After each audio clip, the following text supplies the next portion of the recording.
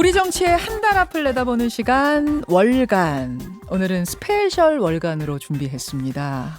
정말 오랜만에 뉴스쇼 스튜디오를 찾으신 분이에요. 이혜훈 전 의원 어서 오십시오. 안녕하세요. 불러주셔서 감사합니다. 아니 제가 지금 오랜만에 뉴스쇼 스튜디오를 찾으셨다고 했지만 생각해보니까 뉴스쇼가 문제가 아니라 아예 방송 출연 자체를 지금 굉장히 오랜만에 하신 거죠? 네, 아예 안 하고 있었습니다. 어떻게 지내셨어요 그동안? 그냥 푹 쉬기로 했습니다. 몸과 마음이 너무 힘들어서 몸과 마음을 회복하는 게 먼저다. 그래서 회복에 집중하고 있습니다. 회복 아직 다 되신 건 아니에요? 예, 다 안 된 것 같아요. 네, 다 된 줄 알았는데도 또 이렇게 불쑥불쑥 다 안 됐구나. 불쑥불쑥 욱 하십니까? 아니요, 이제 내가 아직도 회복이 다 안 됐구나 하는 걸 느낄 때가 있어요. 욱이라기보다는 그냥 이렇게 더 오히려 가라앉아요. 다운이 돼요? 네, 가라앉고. 굉장히 무기력감이랄까? 뭘 할 수 있을까? 그다음에 뭘 한들 소용이 있을까? 나름 열심히 살았다고 생각하는 사람이고, 어떻게 보면 이제 정치도 열심히 했다고 저는 생각하는데, 그 열심히 한 거에 이 허망한 결과가, 이제 더 열심히 한들 아무것도 할 수 없겠구나. 그런 이제 어떻게 보면 가라앉음이 오는 것 같아요. 제가 이 부분을 조심스럽게 질문을 드려도 될지 모르겠는데, 왜냐면 아픈 기억일 것 같아서. 지난 총선 때 사실은 원래 지역구가 아닌 곳에 뛰게 되면서 갑자기 선거 26일 남겨두고 거기 보냈죠, 당에서. 그렇죠. 예. 그러니까 원래 재선까지 했던 그 지역구가 아닌 곳에 뚝 배정이 되면서 뭐야 이거 이제 이렇게 된 건데 묵묵히 당의 결정을 따르셨고 그렇긴 했지만 결과적으로 낙천이었기 때문에 지금 눈물이 조금. 아니, 괜찮습니다. 인간적인 아쉬움은 솔직히 남으실 수밖에 없죠. 인간적인 아쉬움도 있지만 그보다 더 중요한 거는 정치가 이래서는 안 된다. 지역 국회의원이라는 것은 유권자와의 관계가 더 우선시 되는 것이지 당의 공천권을 쥐고 있는 힘 있는 한두 사람의 개인적인 이해관계가 우선되는 것은 잘못됐다 이렇게 생각하죠. 그리고 개인적인 이해관계가 우선된 공천이었다는 생각이 드십니까? 그건 아마 지금 모든 분들이 다 그렇게 생각할 거려. 지금 그런 평가가 있기 때문에 어떻게 보면 여러 가지 대선 후보 지지율이나 이런 것도 다 조정이 있고 변동이 있는 거 아닌가요? 그렇다고 봅니다. 어쨌든 잠시만요. 그러면 지금 사실은 그 당시만 해도 황교안 전 대표가 지지율 좋았잖아요. 대선 후보 지지율. 근데 지금 좀 어디가 계신지 모르겠어요. 지지율 숫자가 1%. 1%입니까? 엊그제 봤는데 그렇던데요. 네. 체크는 하시는군요. 네. 그런 거 보면 이게 다 그런 공천의 어떤 민심이 반영된 거 아니냐 보시면. 보수 정당의 총선 참패가 공천 참극에 기인한다. 상당히 큰 이유가 거기 있다라는 것은 제가 보기에 이미 공감대가 이루어진 것 같아요. 국민들 사이에서, 당원들 사이에서, 심지어 당의 국회의원들 사이에서도. 네. 사실은 국민들이야 밖에서 보니까 그렇지만 그 현장 그 안에 계셨던 분이기 때문에 네. 그때 공천이 문제가 있었다는 생각을. 문제 있었다는 거는 제가 주장 안 해도 이미 수많은 분들이 다 주장했고 그게 이제 일종의 기정사실로 굳어진 공감대가 있는 상황 아닌가 합니다. 그래요. 그래서 상처를 사실은 좀 입었고 회복을 하고 있는 중이다.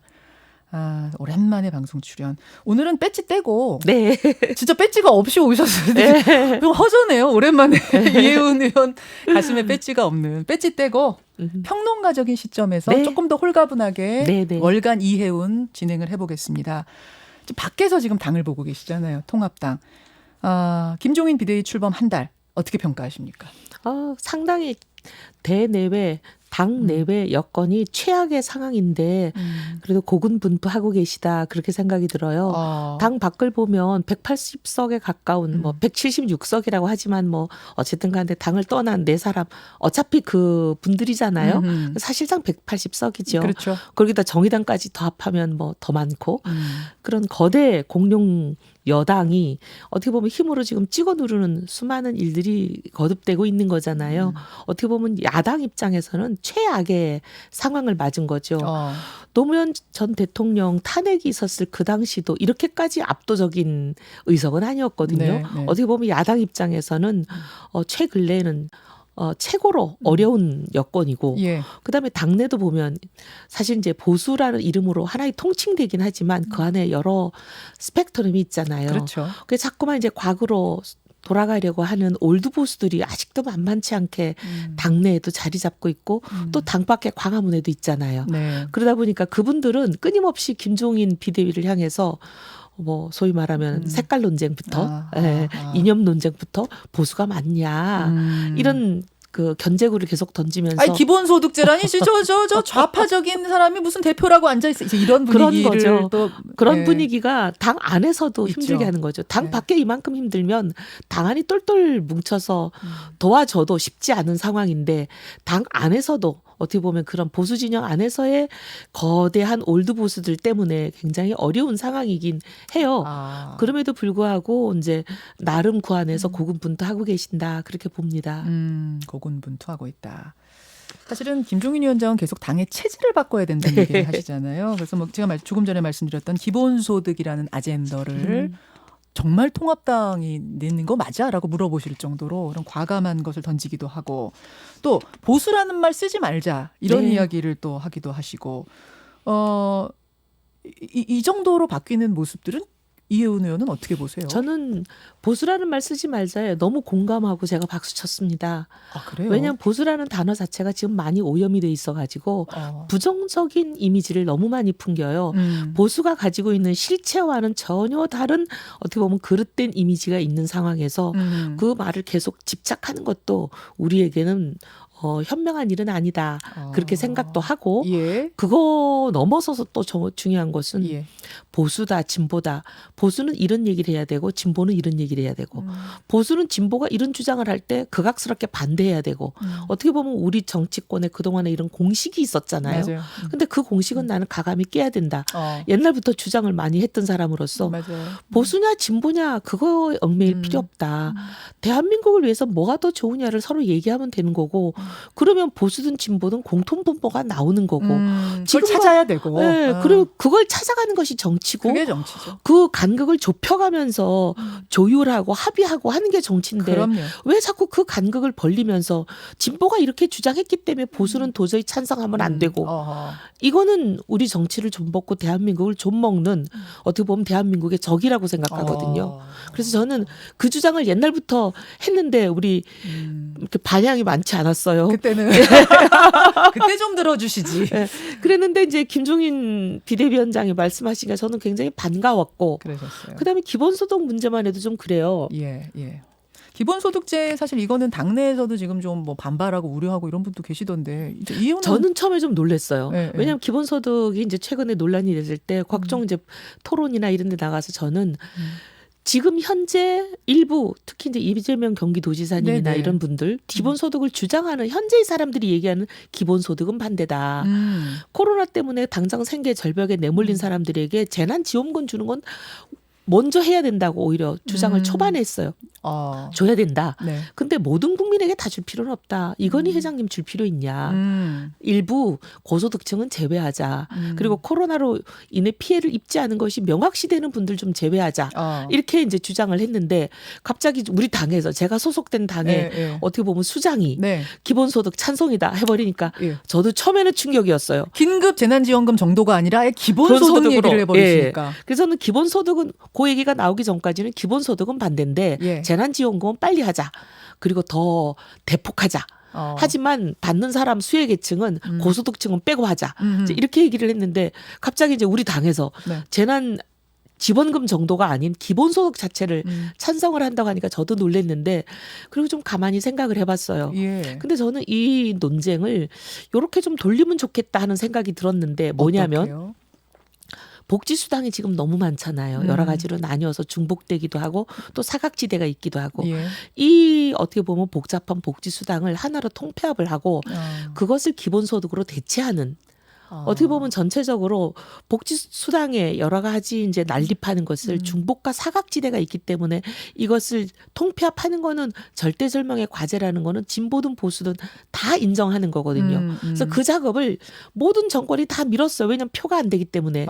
근데 이거를 차제하자. 이렇게 기본소득에 대한 논쟁이 시작됐을 때 보수도 도와주고 진보도 앞장서 나가고 해서 도와줘서 그걸 정리하고 그다음에 지금 이제 많은 분들 얘기하시는 거 보면 각종 지금 받고 있는 기본수당 10수가지에 추가해서 더하기 기본소득을 더 주자 이렇게 얘기하는데 그러면 재정이 감당이 안 되잖아요. 그리고 중복과 사각지대는 그대로 있는 거고 그러니까 중복과 사각지대는 없애면서 이걸 통폐합을 해가지고 네. 만약에 부족하면 조금 더 얹어주고 해가지고 기본소득이라는 것으로 대체를 하자. 이 논쟁으로 가는 게 저는 대한민국에 도움이 된다.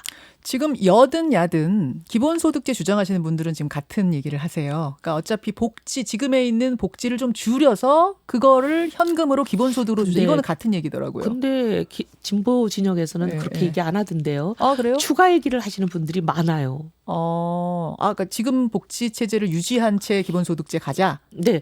개념으로는 지금 주는 수당에 추가적으로 더 얹어주는 개념으로 가야지 그래야 기본소득의 취지가 달성되는 거 아니냐 이렇게 얘기하시는 분들이 꽤 있더라고요. 그럼 거기도 또 스펙트럼이 여러 개군요. 예, 그 안에도 예. 그렇게 있습니다. 그래서 아예 기본소득제는 그런 의미에서 안 되고 복지를 더 확충해야 된다 하시는 분도 계시는 거고 예. 복지를 좀 줄이고 기본소득제 늘리자는 분이 계시는 거고 있는 복지 유지하면서 기본소득도 더 주자는 분이 계시고 예. 아예 기본소득제 반대도 있고. 예. 그래서 차제 이거를 좀 논의를 정리하면서 예, 예. 이게 뭐 진보 보수 따질 일도 아닌 것 같고 그럼요. 그래서 뭐가 국가 재정의 건전성은 어느 정도 유지하면서 예. 어려움에 처한 생계절벽에 내몰린 사람들에게 정말 구원의 손길이 될 수 있는 그 정도가 될 건지 이거를 저는 이번 논쟁에서 정리하는 것도 좋다. 사실 경제 전문가시거든요. 예. 경제학 박사가 지금 이런 말씀하시니까 기본소득제 논의해볼 만하다. 김종인 위원장이 그럼 화두 잘 던졌다고 보시는 거군요. 네, 그 그 부분도. 던진 화두를 그렇게 예. 활용을 하면 좋을 것 같다 그런 생각을 했습니다. 오케이.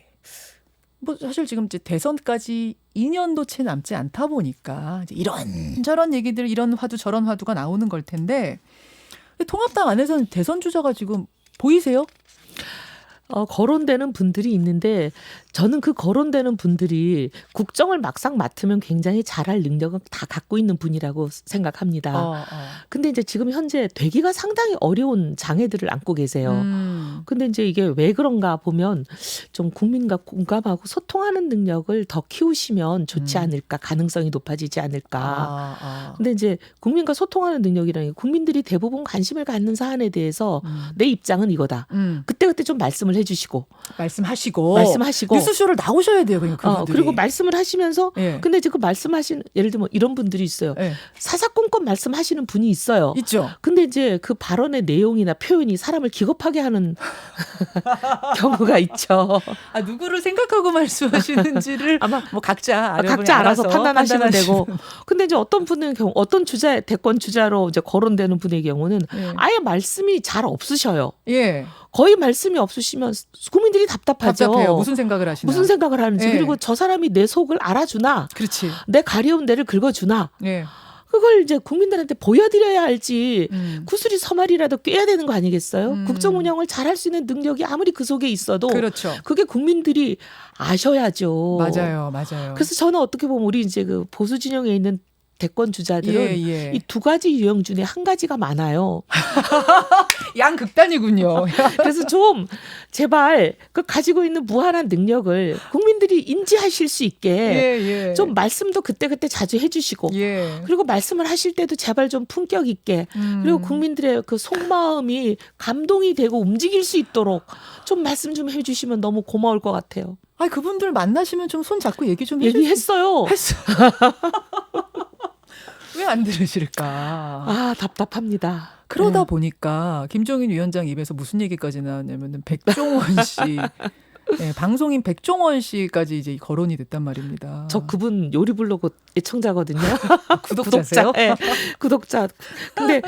근데 이제 아마 왜 그런 말씀을 하실 정도로 마음이 답답하셨냐 하는 건 다 전달이 됐을 것 같아요. 그러니까 그렇죠. 오죽 답답하시면. 그렇죠. 그러니까 이런 게 필요하다라는 이제 문제 의식을 말씀하신 거죠. 그 40대 경제 전문가라는 상을 김종인 위원장이 한번 제시했었는데. 구체적으로 떠오르는 사람은 언론이 있으십니까? 얘기하는 분들이 두 분 계시잖아요.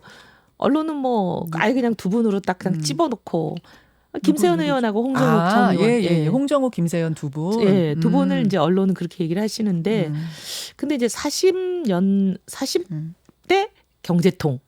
어떻게 보면 그런 이제 대권 주자 형이 있으면 또 국민들의 이목이 쏠릴만 하니까 그런 차원에서 김종인 비대위원장이 이제 화두를 꺼낸 거 아닌가 싶은데 그것도 이제 그 백종원 선생님 사례와 비슷하게 그런 말씀을 하신 취지를 충분히 공감하는 취지가 중요하다. 네. 알겠습니다. 소통 잘할 수 있는 사람이 나와야 한다라고 보시는 거고 네, 대선 그리고 주자로는 소통을 좀 잘하시는 능력을 지금 좀 개발해서 좀 길렀으면 좋겠어요. 길렀으면 좋겠다. 네. 오케이, 좀 새겨 들으셨으면 좋겠고 또 뉴스쇼 잘 안 나오려고 하시는 분들도 계세요. 그러니까 침묵하시는 분들 그런 분들한테도 좀 손잡고 말씀해 주세요. 나가서 말씀하셔야 된다. 네, 더 말씀드릴게요. 월간 이혜운 오늘 스페셜 월간 진행하고 있습니다. 경제 전문가가 나오시다 보니까 지금 질문들이 제럴드 신님 부동산 정책 어떻게 해야 되는지 좀 물어봐 주세요 라고 질문을 채팅창에 주셨는데 안 그래도 제가 이 질문 좀 드리고 싶었어요.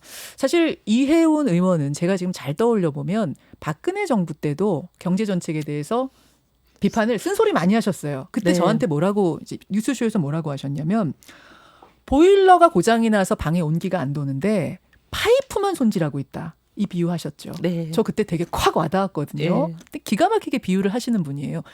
지금의 경제 정책 그중에서도 21번이나 나온 부동산 정책 어떻게 보십니까?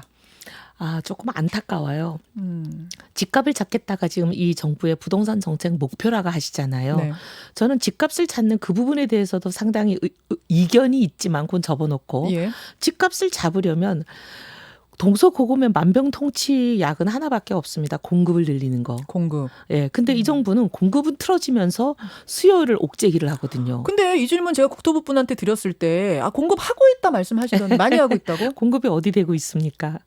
말만 나오고 있고. 그다음에 예를 들면 이런 거예요. 재건축을 규제하겠다라고 얘기하면 사람들이 우리 대한민국에 넓은 땅도 있고 많은 집들이 있지만 그중에 특정 지역에 왜 수요가 몰리겠습니까? 거기는 학군도 좋고 애 키우기도 좋고 교통도 편리하고 여러 가지 생활이 편리한 것들이 있기 때문에 몰리는 거 아니겠습니까? 다수가 그렇게 생각을 하니까. 근데 그 지역에 사실 공급을 늘릴 수 있는 거는 지금 이제 빈 땅이 없기 때문에 거긴 재건축으로 늘리는 수밖에 없는 거거든요. 근데 재건축을 강하게 옥죄한다. 이거는 이 정부가 들어서면서부터 지속적으로 보내는 메시지잖아요. 예, 뭐 예. 심지어 나중에 이제 분양가 상한제까지 나오고 지금 이번에 보셨지만 뭐 실거주 2년 조건 뭐 등등 대출 틀어막기 네. 뭐 온갖 거를 지금 다 동원하고 있잖아요. 고강도로. 근데 그렇게 되면 뭔 메시지를 분명히 사람들에게 주냐면 사람들이 몰리는 특정 지역에 재건축은 당분간 없다. 새 아파트는 당분간 없다. 그렇죠. 그러면 기존에 지어져 있는 이미 나와 있는 새 아파트의 값이 안 오를 재간이 없습니다. 여기를 막으면 저기가 오르는 거예요. 아니 여기를 막으면 여기가 오르는 거죠. 저기가 오르는 것도 오르지만 여기도 오르는 거죠. 그러니까 박근혜 이명박 정부 10년 동안에 서울 집값이 평균 한 4% 내외 올랐습니다. 네. 10년 동안 그랬어요. 그랬는데 갑자기 이 정부 들어서서 18% 막 이렇게 오르잖아요. 서울 집값이 한 해에 18% 오르는 거는요. 이거는 뭐 거의 어떻게 보면 집 더 이상 집 없는 사람은 사지 말라 이런 얘기랑 똑같은 거예요. 잠깐 정리할게. 이혜훈 의원도 집이 투기의 대상되면 안 된다는 건 분명히 생각하시고. 그럼요. 예, 집은 사는 곳이 돼야 된다는 거 생각하시는 거고 집값 더 오르면 안 된다는 거 분명히 생각하시죠. 우리는 그 방법을 찾겠다는 건데. 근데 집값도요. 전국적으로 집값이 다 오르면 그거는 이제 정부가 개입할 수밖에 없죠. 근데 전국적인 집값은 떨어지거나 보합세인데 특정 수요가 몰리는 지역에 오른다. 그거를 잡을 수 있는 정부는 없습니다. 왜냐하면 부동산 대책이라는 것은 신용 규제든 대출 규제든 뭐 온갖 여러 가지 이제 거주자 조건이든 전국에 대부분 적용되는 그런 규제들이잖아요. 네네. 물론 이제 지역을 약간씩 차등화할 수는 있지만 뉴욕의 맨하탄 집값을 잡으려고 미국 정부가 야단하는 거 본 적이 없고요. 맨하탄. 네. 그다음에 런던의 하이드파크 주변에 그 비싼 집들을 잡으려고 영국 정부가 나섰다는 뉴스는 본 적이 없습니다. 시드니도 마찬가지죠. 전 세계 어느 도시나 가면 어느 나라나 특정 지역에 비정상적으로 집값이 오르는 데들이 있어요. 근데 그 집값을 잡기 위해서 전국을 규제하지 않습니다. 그러면 부작용이 더 크다는 말씀이에요. 더 크죠. 그래서 그렇게 특정 지역의 경우에는 그들만의 리그로 대부분 남겨두죠. 그리고 오히려 정부가 더 신경 써야 될 것은 집 없는 서민들이 월급 저축해가지고 평생 가도 전셋값도 마련하기 어려운 이 상황을 없애주는 거예요. 그래서 임대주택이 됐든 공공 뭐 장기 임대가 됐든 뭐가 됐든 예. 그리고 보금자리 같은 형식으로 이렇게 서민들이 예. 집값 걱정 안 하고 웬만큼 살 수 있는 수준의 집을 가질 수 있게 확충해 주는 게 정부가 주력해야 될 일이에요. 그렇게 보시는군요. 그러니까 예. 공급을 늘리는 게 해법인데 그 해법을 공급을 늘리되 사람들이 더 살고 싶어하는 그 지역에 늘려줘야 된다는 걸 해법으로 가지고 계신. 알겠습니다. 알겠습니다. 어우. 지금 오랜만에 나오셔서 질문거리가 지금도 수두룩한데 시간이 다 돼서 의원님, 네. 아까 그 얘기하다가 하나 못한 얘기가 네. 아유 안 되겠네요. 여기까지 가면 또 시간이 안 될 것 같아요. 자, 계획 앞으로의 계획. 앞으로 네. 일단 몸과 마음부터 먼저 회복하겠습니다. 그리고 오랜만에 이렇게 얼굴 보니까 좋은데요. 뉴스쇼에서도 감사합니다. 자주 다시 뵙겠습니다. 네. 감사합니다. 고맙습니다. 네. 이혜훈 통합당 전 의원이었습니다. 김현정의 뉴스쇼는 청취자 여러분의 참여로 이루어집니다. 트위터, 페이스북, 레인보우 게시판, 그리고 단문 50원, 장문 100원의 유료 문자 샵 1212, 우물정 1212 통해 참여하실 수 있습니다. 김현정의 뉴스쇼, 여러분과 함께 만듭니다.